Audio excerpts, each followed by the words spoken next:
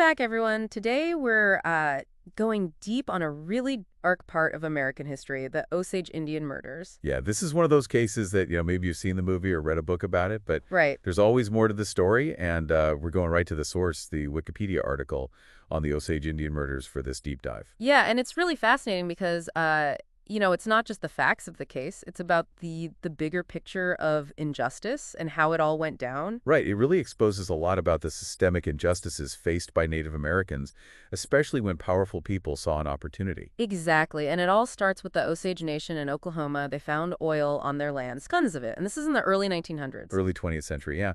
And every member of the Osage Nation got a share of those oil royalties. They called them head rights. Imagine that. Your whole community suddenly becomes like the wealthiest in the world. I know, it's crazy. In 1923, they made over $30 million from those oil royalties.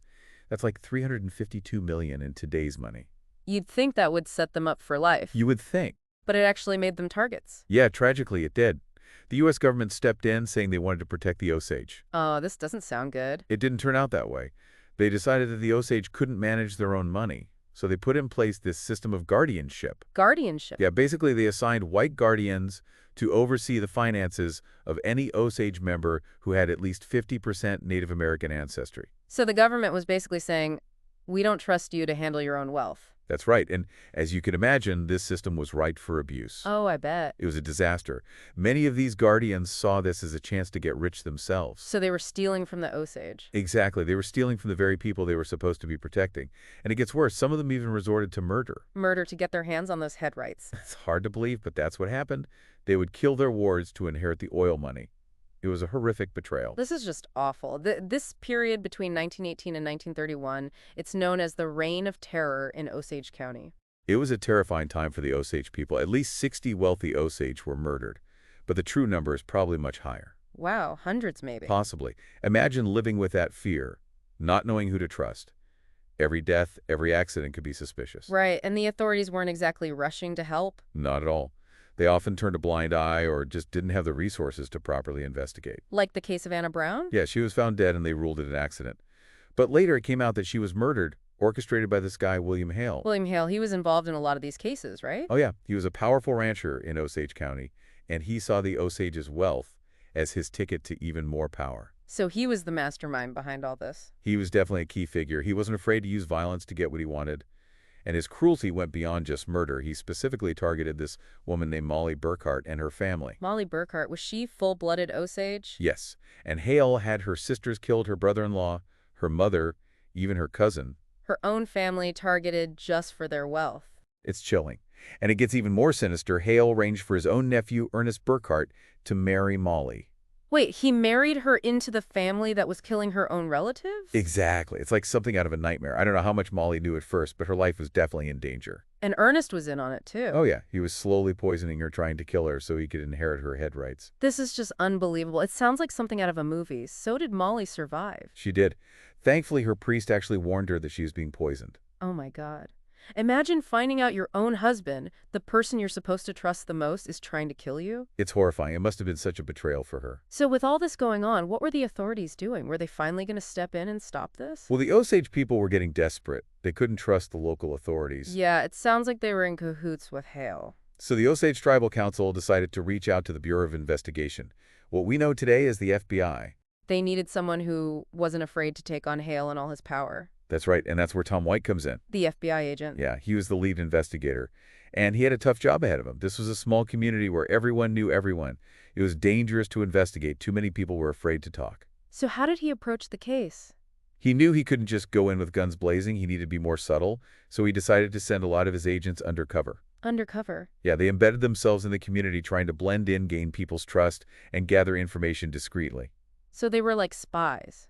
It was a risky strategy, but it was the only way to get to the truth. And I'm guessing the deeper they dug, the more they realized how bad it really was. Oh yeah, Hale had his fingers in everything. He was manipulating the legal system, silencing witnesses, using his wealth and influence to protect himself. It's amazing how one man could have so much power. It's a chilling reminder of how corruption can take root and how easily it can spread. So did White and his team manage to find enough evidence to finally bring Hale down. It took them years, literally years of painstaking investigation. But they slowly started piecing together the puzzle. They found witnesses who were brave enough to speak out. They uncovered financial records that proved Hale's involvement. They built a solid case against him and his accomplices. What happened next? Did they arrest Hale and put him on trial? Well, it wasn't that simple. Hale was a powerful man with a lot of friends in high places. So he wasn't going down without a fight. You got it. It was a long road to justice. Hale used every trick in the book to delay the trials. He changed venues, he hired expensive lawyers, he even got some juries to deadlock. Wow, so he was really trying to use his power and money to escape accountability. Oh, absolutely. But Tom White and his team didn't give up. They kept pushing for justice. So did they finally get him? Yeah, they did. In one of the cases, Hale was convicted of the murder of Henry Roan. Henry Roan. He was another Osage man who was killed for his headright. And the key thing about this case was that it happened on Osage reservation land, so it fell under federal jurisdiction. Ah, so the feds had jurisdiction this time. Exactly. And that made a big difference because Hale couldn't rely on his local connections to protect him anymore. So what was his sentence? Life in prison. Wow, that might have been a huge victory for the Osage. It was a major step toward justice, and it sent a message that even powerful men like Hale couldn't escape the law forever. What about his accomplices, like his nephews Ernest and Brian? They were also convicted along with some of the men Hale hired to carry out the killings. So they all faced justice too? Some of them did, but not all of them. Really? Yeah, sadly, a lot of those murders were never officially solved, and some of the people who were probably involved never faced trial. So even with Hale behind bars, there was still a lot of unanswered questions. And a lot of pain for the Osage families who never got closure for their loved ones. It must have been hard for them to truly feel safe knowing that some of the people who were responsible for so much suffering were still out there. Absolutely. The trauma of those years lingered on long after the trials were over. So what happened after the trials? Did anything change? Did the government take any steps to try and prevent something like this from happening again? Well, they did make some changes to the law. Like what? In 1925, Congress passed a law that said non-Osage people could no longer inherit head rights from Osage members who had at least 50% Native American blood. So they were trying to protect the Osage wealth from being taken by outsiders. Exactly. It was a direct response to the Reign of Terror. But even with those legal changes, the Osage still faced a lot of challenges. Like what? Well, they still had to fight to control their own resources. The government continued to manage their trust assets, and there were allegations of mismanagement and corruption. So the fight wasn't over even after Hale went to prison. No, it wasn't. In fact, in the year 2000, the Osage Nation filed a major lawsuit against the U.S. Department of the Interior. A lawsuit? What was that about? They claimed that the government had mismanaged their trust assets and that they were owed millions of dollars in unpaid royalties. Wow. So decades after the murders, they were still battling for what was rightfully theirs. That's right. And their case was part of a much larger movement for Native American rights all across the country.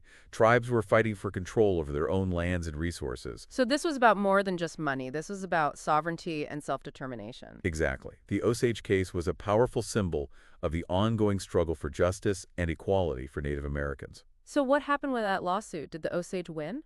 Well, it took a long time to work its way through the courts, but in 2011, they finally reached a settlement with the government. A settlement. So did they get what they were asking for? It was a historic settlement. It was a huge win for the Osage Nation. The U.S. government agreed to pay them $380 million. $380 million.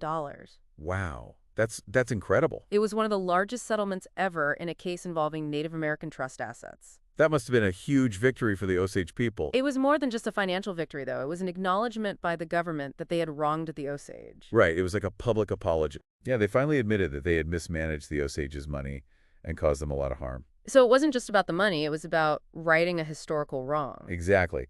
And the settlement didn't just give them money. It also included some important changes to how their trust assets would be managed. So the Osage would have more control over their own resources. That's right. The settlement ensured better communication between the Osage Nation and the Department of the Interior, and it gave the Osage more say in how their money was used. So it wasn't just about looking back at the past. It was about creating a better future for the Osage people. Absolutely. And I think it shows the power of perseverance. The Osage never gave up fighting for what was rightfully theirs. It's really inspiring to see how they kept fighting for justice even after all they went through. It's a testament to their strength and resilience. The Osage story reminds us that even in the face of terrible injustice, hope and determination can prevail. This whole story is just mind-blowing. The scale of the conspiracy, the brutality of the crimes. It's hard to believe something like this could happen in America.